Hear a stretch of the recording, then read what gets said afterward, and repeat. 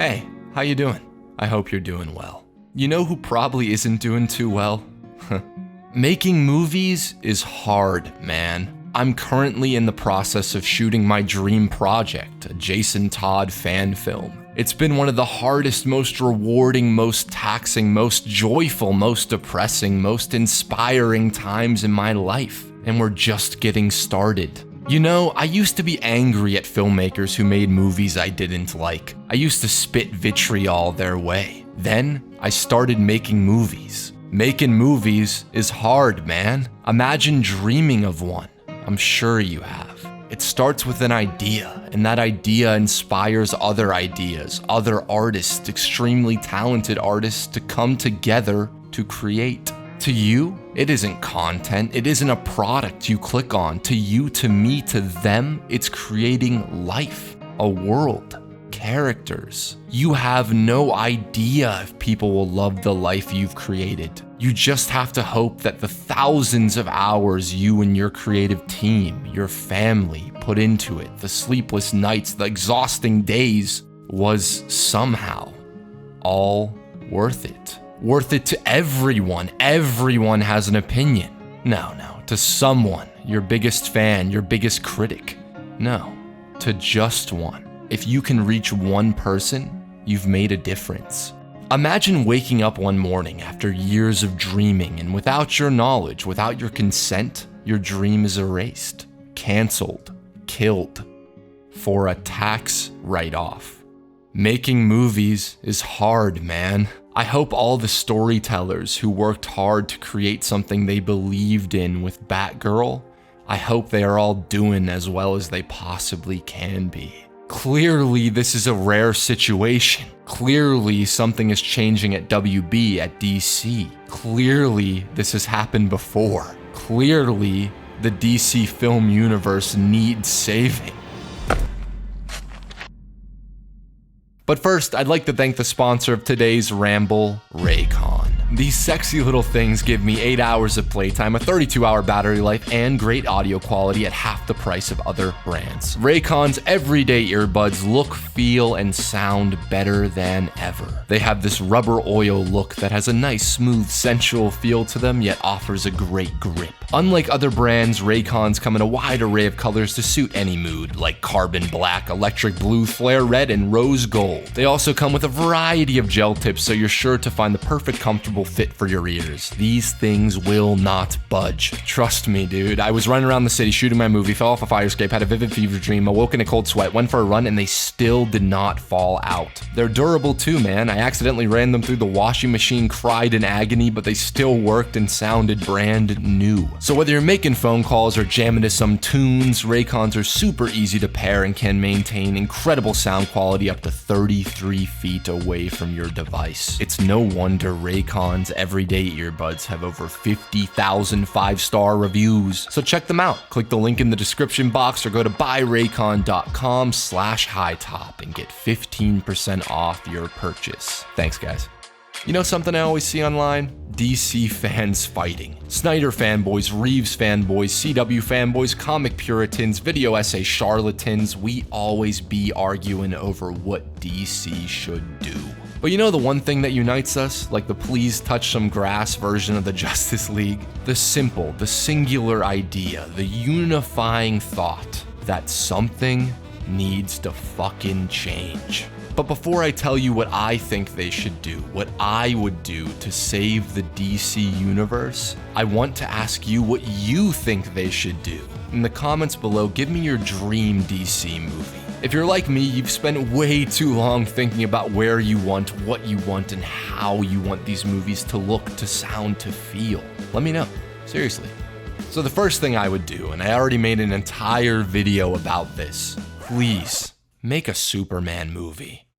Thinking about how DC League of Super Pets is the closest thing we've had to a solo Superman film since 2013 sends me into a downward spiral, a never-ending depression.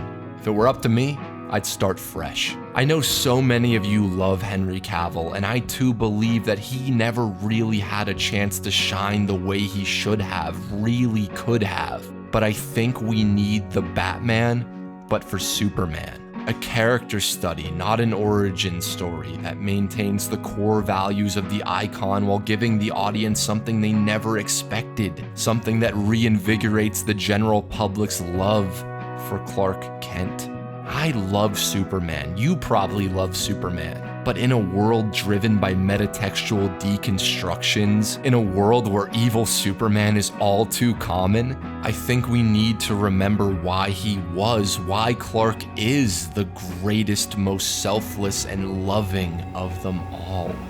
Step 2. Choose one Batman. Fine, 2. Keep it to 2 Batmen, please. Michael Keaton, Ben Affleck, Robert Pattinson, that's too many main Batmen if you ask me. But I get it. They want a Batman to be in all the DC movies. They want one of them to be the Iron Man of the DCU. But here's the thing, man. Batman ain't Iron Man, man. Sure, he sells as much merchandise. Sure, he's most people's favorite. But you can't keep giving us Batman. Well, you can, and they will. But the problem is they never go past that. Bruce's story, his world, has the potential to be a cinematic universe within itself. The story of Bruce opening himself up to partners, opening himself up to love, to a Bat family, is such a beautiful tale that is worthy of its own series of films. But WB cancels Batgirl, the Chris McKay Nightwing movie will probably never ever happen, and the last time a Batman had a Robin by his side on screen was literally 1997. So you know what I would do? Let Matt Reeves do what he's already doing. Leave him alone, he's a genius. One that seems to have a trilogy in mind for his Bruce Wayne. One that seems to have an entire universe of Gotham-centric stories planned for HBO. Pattinson's Bruce still has a lot of learning to do, a lot of love to let in. And if I was a betting man, I'd gamble it all on the idea that we will see Robin in that universe. A Robin that could later become his own hero. You will probably see Barbara, since Jim Gordon was and is such an essential character. Matt is crafting a Bat universe, a self-contained one for now, and that's more than enough for me. So please keep Keaton's Batman to a fun supporting role in Flash. Please let Ben Affleck finally take off the cowl and get some damn sleep. And then, if WB still wants more Batman, step 3. Batman fucking Beyond. I've been saying for years that the biggest asset WB continues to sleep on is a young, punky, futuristic Blade Runner-inspired fucking Batman movie. Like, dude, why haven't we seen this yet? That would break the box office, set the world on fire, and make my soul a little less damp. It doesn't have to be tied to anything, entirely self-contained. You get the relatable teen superhero with girl troubles, family drama, and the existentially terrifying task of trying to figure out your place in the world. You get the hellish, gothic, nightmarish future with flying cars, neon lights, and demons lurking around every corner. And you get a fucking young, wisecracking, angst-ridden Batman who is so different from Bruce, but who still maintains the will, the hope, and the ever-enduring self-sacrificing nature. Someone fresh, someone new who audiences will connect to, but someone who embodies, who exemplifies what it means to be the Batman of the future. All right, enough about Batman. Step 4, use your other characters, man. A colorful intergalactic war, a sci-fi adventure where anything is possible. One that asks the profound question of which emotion is stronger, fear or will, rage or love, greed or compassion. Do these feelings rule us, or can we control them, use them to inspire, to create whatever we dream of? The imagination of the filmmaker, of the artist, of the audience, of us is the limit. Persecuted, the last of his kind, unimaginable tragedy, alone, with the ability to change his form, shape his world, his life. The curse of being able to read our minds, see the bleakness, the selfishness, but also the hope, the care. Detective, protector, philosopher, peacekeeper. He could choose to be invisible, to be a watcher, hiding in plain sight. but he chooses to live.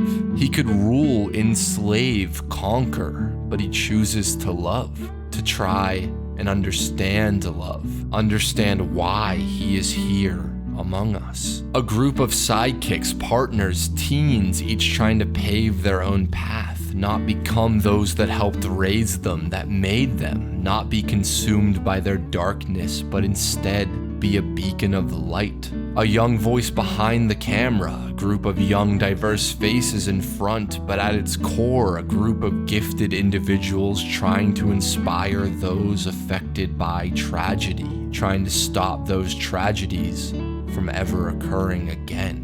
DC has such a vast lore, a variety of tortured souls, of galactic protectors, of heroes. A Justice League, a legion of superheroes, a team of Teen Titans, New Gods, Metal Men, Blue Beetles, Spectres, Archers. It's time for someone outside the CW offices to have the guts to take a chance on more, to do something new, to tell the stories Marvel can't.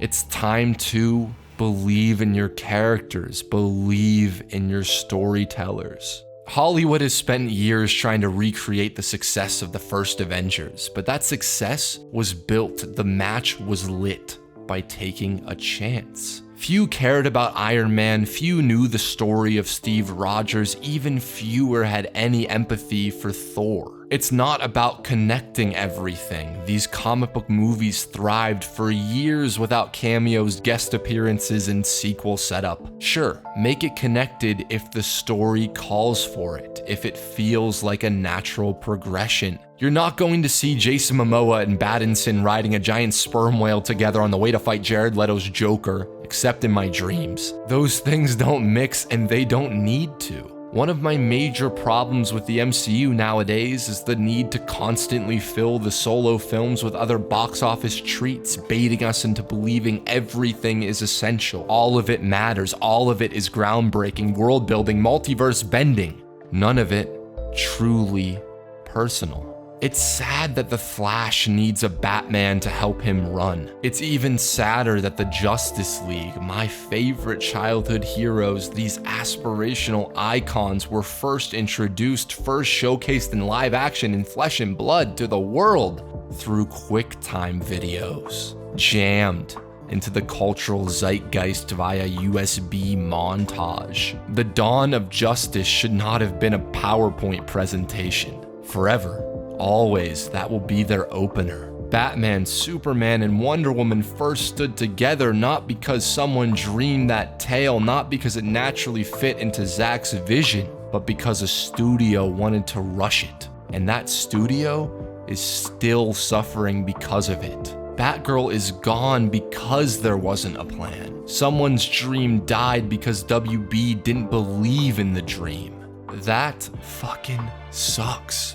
Warner Brothers' successes, their smash hits, the ones they are always trying to recreate, they are all owed to trust. Richard Donner created the superhero movie. A young Tim Burton redefined an icon. A young Christopher Nolan changed the game, redefining what people believed the genre could be. Patty Jenkins showed the world the beauty of Wonder Woman's love. David F. Sandberg started on YouTube right where I'm sitting and went on to make Shazam a household name. James Wan turned Aquaman into a billion-dollar hit. Todd Phillips made an R-rated Joker movie that turned into one of, if not the most profitable comic book movie of all time. And Matt Reeves showed us that there is still so much left to explore within Bruce Wayne.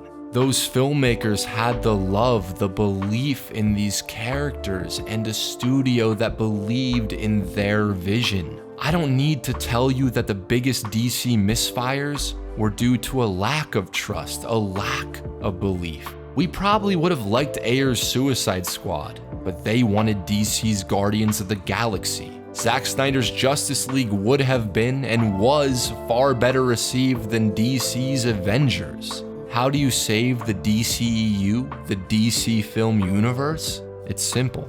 You believe that the audience, that we can and will dream with the Green Lantern, feel the pain of a Martian Manhunter, empathize with a group of teenage titans, struggle with the heroes we already know. and learn to care for those that we have yet to meet. And you have faith that the filmmaker's vision, that the storyteller's love is strong enough to translate what the fans know to be true, what they have always believed, that our love for Clark, for Bruce, for Diana, and the rest of the insanely beautiful, colorful, complex, touching, tremendous DC Comics world, that love is real. We care about these characters. They save lives, not just on the page. You just have to trust them to do so.